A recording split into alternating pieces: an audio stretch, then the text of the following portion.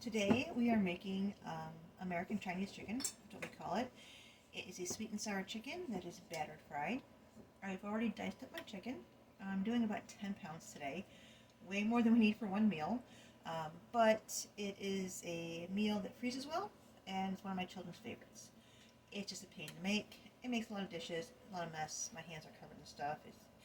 It's rather involved recipe, so if I can make it once and eat it 2 or 3 times, even better. Okay, so I'm actually tripling my recipe today. So I'm going to need 3 cups of flour.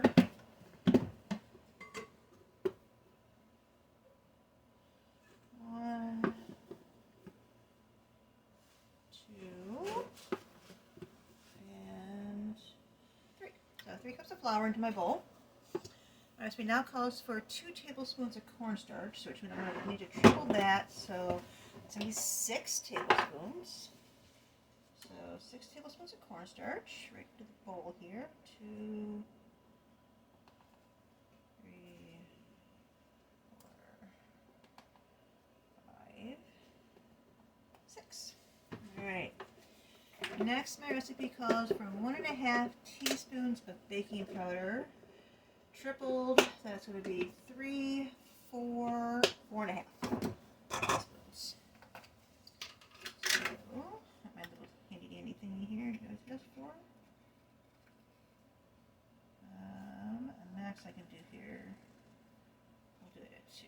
There we go. So we'll do one of these twice.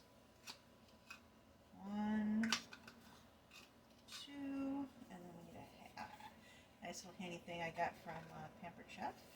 I do enjoy this measuring thingy, and I enjoy my measuring cups from them. Alright, so that's my baking powder. Now I need 3 teaspoons of sugar.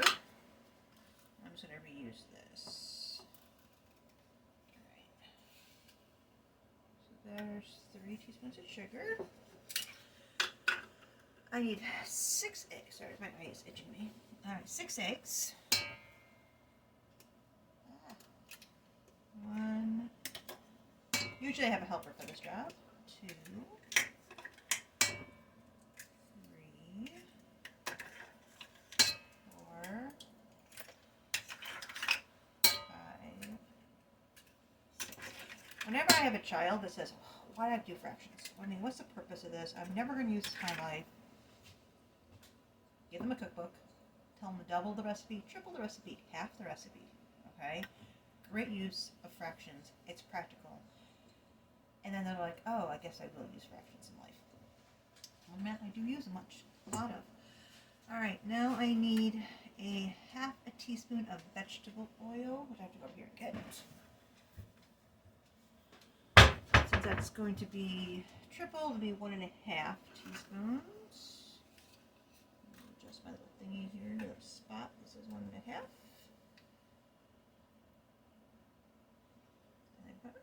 Alright, I'm going to give this a good mix with my handy dandy whisk.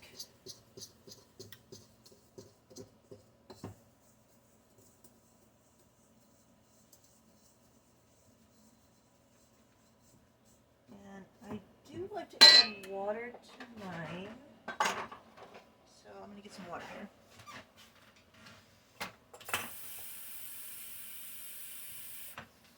I've got a cup of water here.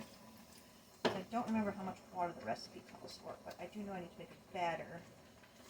And that was just a little thick.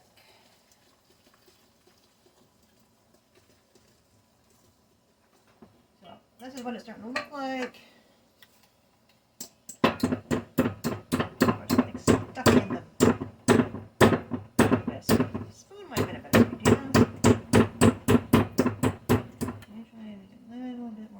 That's a cup of water in here. Let's see if that's going to be enough.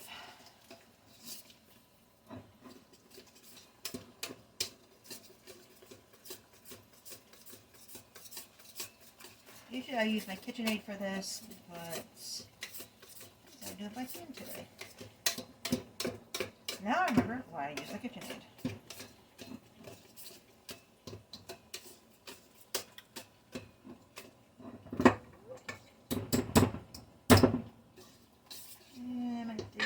tiny bit more water.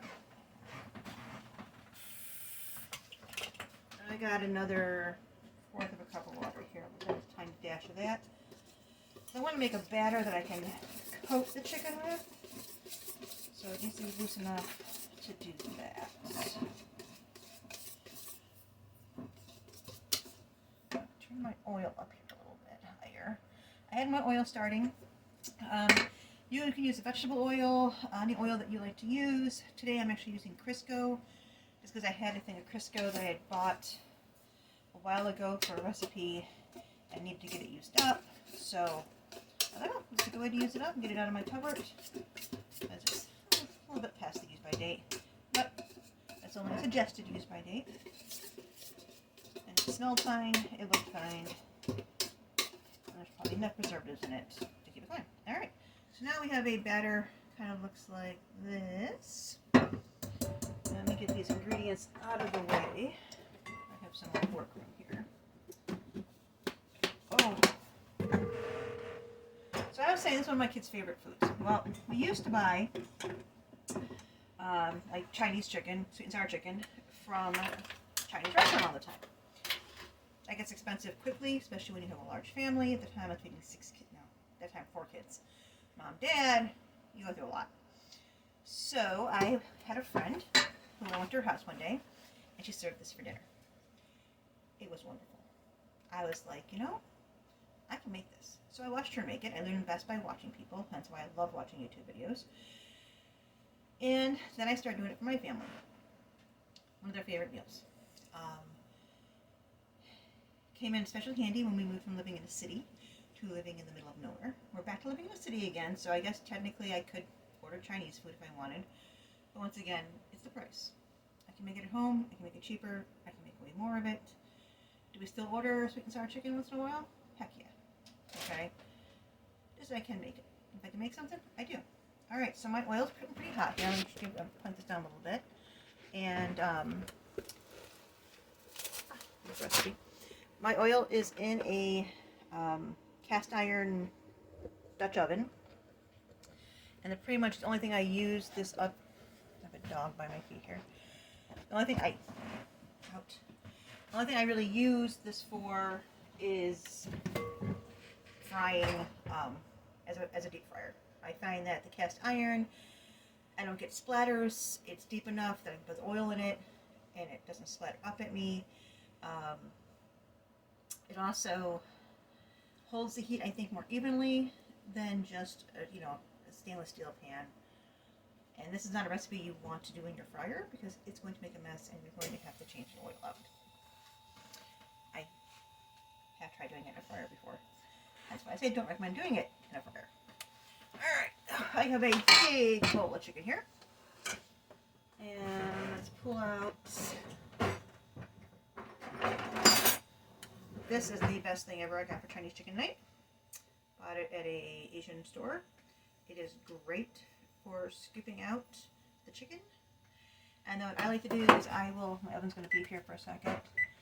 Since I'm making so much of it, I fry it enough that the batter's crispy on the outside of the chicken. But then I put it in the oven to make sure it gets to 165 degrees internally because we make so much of it. And that way it's all ready at once when we go to eat, and then also I can freeze it. So I'm going to get a pan out to put the chicken into. Once again, I have a very tiny kitchen, but it works. And I am very thankful for this tiny kitchen that we actually remodeled a little while ago, make it more efficient. Okay, so one of 2 ways I can dip my chicken into the let me turn you here, into the dip I have, or I can pour it over the chicken. I think for right now, I'm gonna dip it in the chicken. That's gonna make it a mess here. All right, I'm gonna pour it over top of the chicken today. I've done it both ways, and then that way if I don't have enough, I'll just whip up some more for the bottom ones.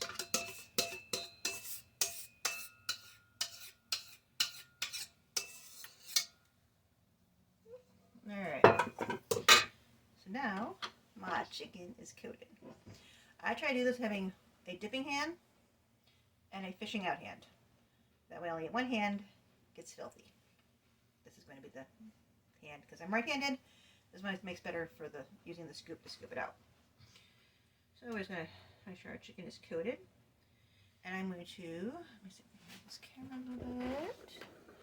Drop one in as a test to see if my oil is hot enough. There we go. And that's frying up pretty good. So now I'm going to start dipping the rest of these and get them in there. And I will bring you along for a couple of them. And make sure you can see what they look like.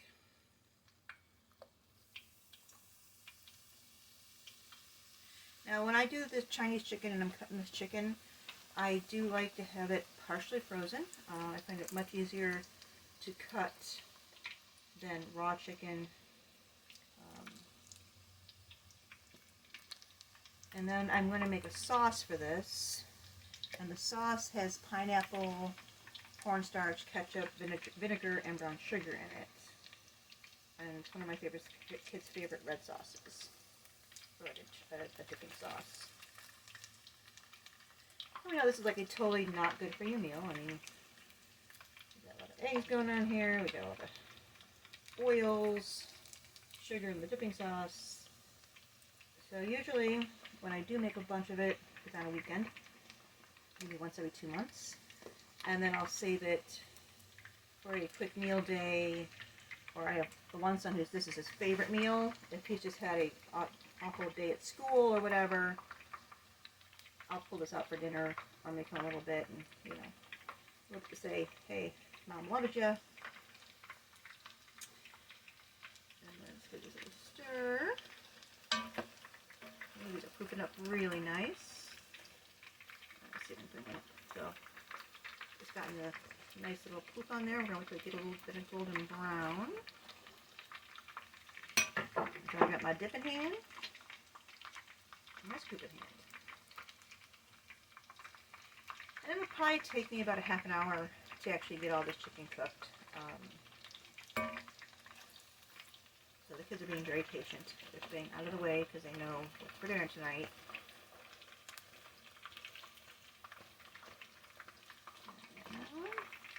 But yeah, this is one that, you know, when we moved up to the middle of nowhere, it was so handy to be able to make this on a cold winter night. Not having to try to, you know, get out to a Chinese restaurant, especially when that's the only thing the kids want to eat from the restaurant. I'm going to pull these out. If you notice, they're cookie and they're golden brown. Now, yes, these are not cooked all the way through. I would not say they're 165 degrees in there, but they are going to go into the oven where they will be able to continue to cook. So I finish up the rest of these. Alright, and I will bring you along when we're done. This is going to just take me a while. Okay, so I made the Chinese chicken. It took me about a half hour. It's all currently in the oven, finishing off. And now I'm going to make the sauce. The sauce calls for a half a cup of ketchup. So,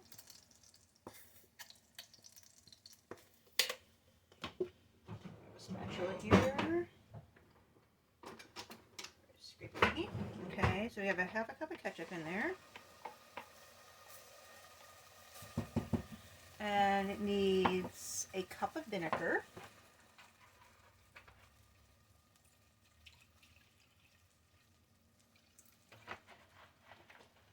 I use white vinegar. You can use apple cider vinegar. I just use white for today.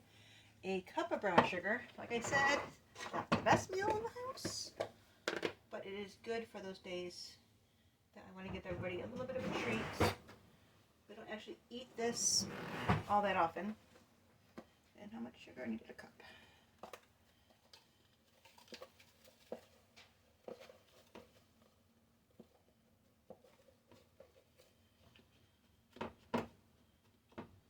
Now you could like add bell peppers and stuff at this part when you're making this, like the sauce.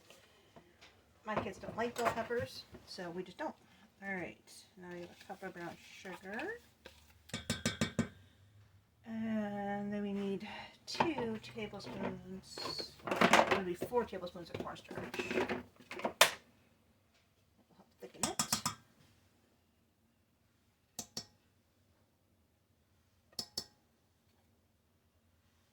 Alright, and then we need the juice of a kind of pineapple. So I insert the pineapple on the side as a vegetable. I mean a little fruit to go with it. And this will get poured into here. And my house is just about to get really noisy here in a second. And then I'll just whisk all this together and cook it until it comes to a simmer and it'll thicken up. And I will show you the sauce in just a minute. Alright, so my noisy children are all taken care of. But this is what it has looked like. It is thickened up really nice. It is a very nice sweet and sour sauce with all that sugar in it. We also have rice today. This is actually fried rice that I had made for lunch the other day. So I saved me from making rice today. My kitchen. It looks like a tornado hit it. There are fingerprints on all the cupboards. There's cornstarch, there's flour. You know, the oils want you to try to keep it in one spot just so if it migrates. There's extra dishes. But guess what? I cooked, so somebody else is cleaning tonight. Now let me pull the finished chicken out of the oven. I can show you what that looks like. Figure out where my pot holders are. Steamy in here. Alright.